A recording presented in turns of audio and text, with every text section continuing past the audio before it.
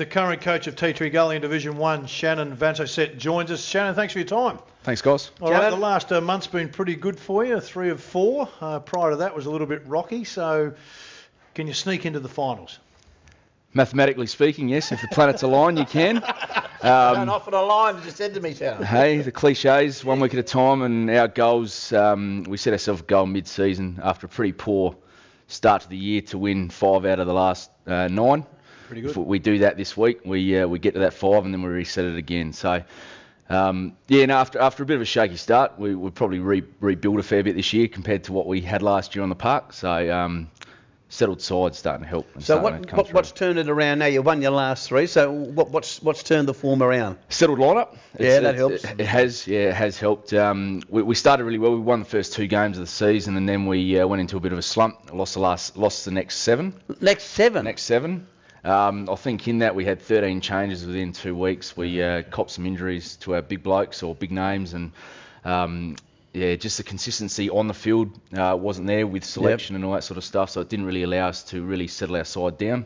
Over the last 6 weeks, we've really been able to do that, and there's 1 change here, maybe 2 there. And so more balanced. Yeah, it is. And we sat down at the start of the pre-season, and with the players we lost, I think we lost 11 of our starting 18 from last year, so it was always going to be a bit of a rebuilding year. So why did you lose those players, Shannon? Was it just that they wanted to move on, or for other reasons? Yeah, well, it's always a battle to keep players at a club where we rely a lot on local talent and all our guys coming back who are local and played juniors at the footy club. You know, we don't pay a lot for our players. You know, they're probably worth a heck of a lot more than what we do pay them.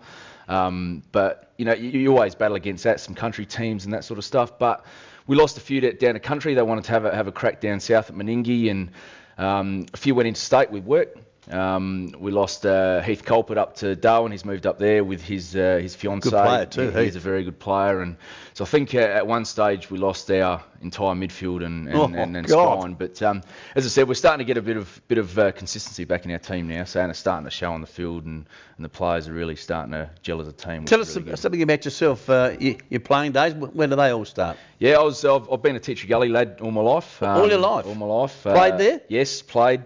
Started, I think, under 10s many years ago. Gosh. And went through to the A grade. I was captain of the A grade for 2 to 3 years out there, and injured my knee at work, which is why I had to pull short my playing career, which is a bit disappointing. Did you have a chance to go to a league club?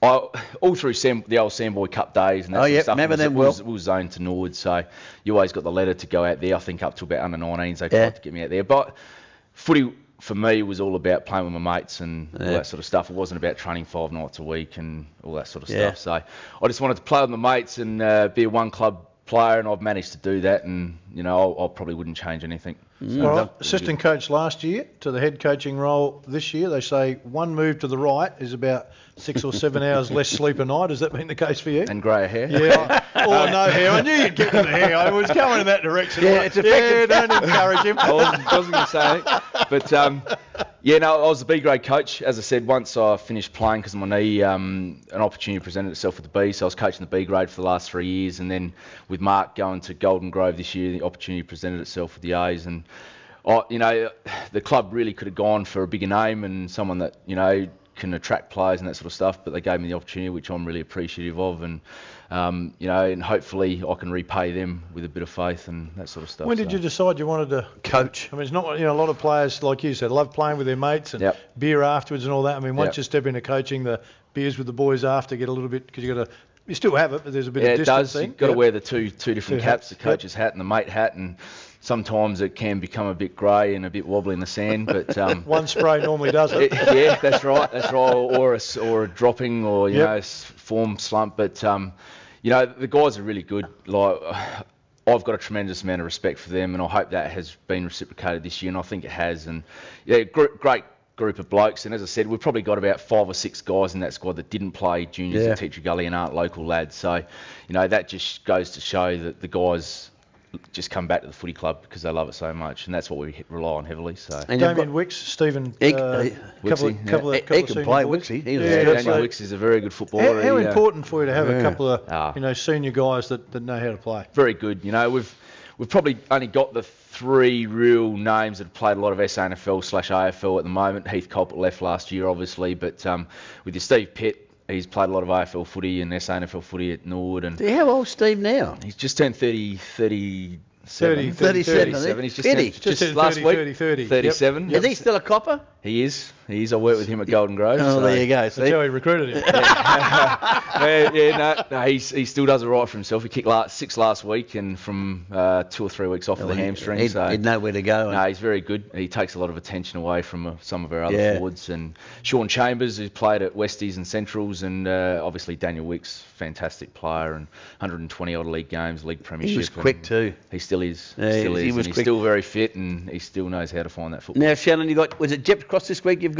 Jepsy's this week, so you must go into this game fairly confident, and if you can win it, I think you maybe one game out of the top 5. Yeah, well, I think we're 2 games off 4th spot. Well, there you go. Crazy, but as I said, you've just got to rely on other teams. But we're not focusing on that. We're focusing on our game, and it's Jeps Cross this week.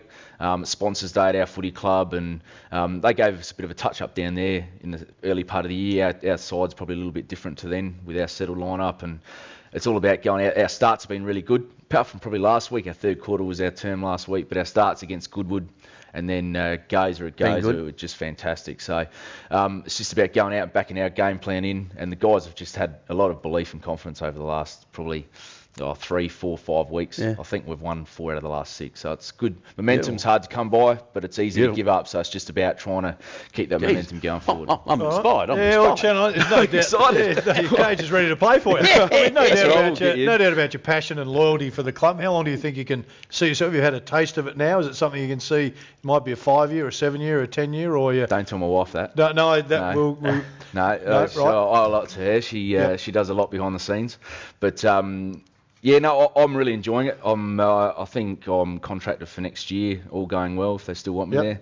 If I don't have the axe hovering over me, if I enjoy it like I have this year, the results haven't been there looking from outside in, but looking from the inside, it's just been really good playing group, and the guys are really starting to gel and really enjoying their footy. So that's what amateur league's all about, enjoying your footy and getting around your mates. So, mate, I'm keen to be there as long as the club wants me there, and if they want me there for 2 years, 4 years, whatever it is, I'm happy to be there. Enough. I am. Well, good luck to you, Shannon. Shannon, we appreciate your time, and good luck when you play Jeps Cross at the weekend. No worries, guys. Thanks for joining us. So we'll just tip you down for a tick against Jeps Cross. Nothing to worry about there. Just tick 1 week at a time. Okay.